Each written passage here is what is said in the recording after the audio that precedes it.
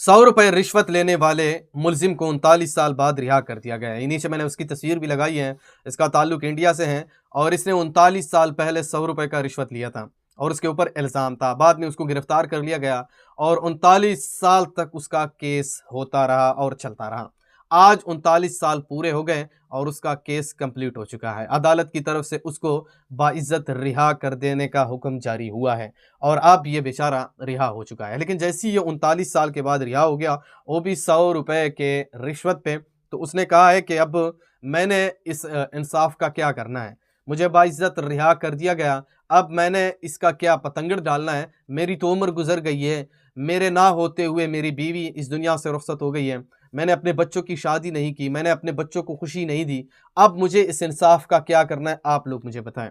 इसका ताल्लुक इंडिया से है और इसको 39 साल के बाद जाकर मतलब उसको जो है ना इंसाफ मिला है और उसको बाइज़्ज़त रिहा कर देने का हुक्म जारी हुआ है अदालत की तरफ से।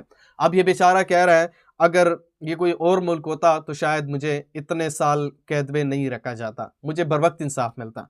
लेकिन ये इंडिया है और यहाँ पे होता चलता रहता है। लेकिन इसने एक और बात भी की, उसने कहा है कि अगर ये कोई और मुल्क था और मुझे इसी तरह 39 साल के लिए कैद रखता और बाद में इसी तरीके से बाइज़्ज़त रिहा कर देता, तो वो मुझे बहुत बड़ा हर्जाना भी दे देता। लेकिन यहाँ पे उसको हर्जाना भी नहीं मिलता। उसने कहा है कि ये इंसाफ़ का तकाज़ा तो मेरा पूरा हो गया, लेकिन इंसाफ़ के इस तकाज़े में मेरी पूरी ज़िंदगी गुज़र गई, क्योंकि 39 साल बहुत बड़ी चीज़ है। आप 39 साल जेल के अंदर गुज़ारते हैं, ये एक बहुत बड़ी चीज़ है और इस बंदे ने इंसाफ़ के लिए 39 साल जेल के अंदर गुज़ारे। 39 साल के बाद जाके उसको इंसाफ़ मिला और अदालत ने उसको रिहा करने का हुक्म दिया।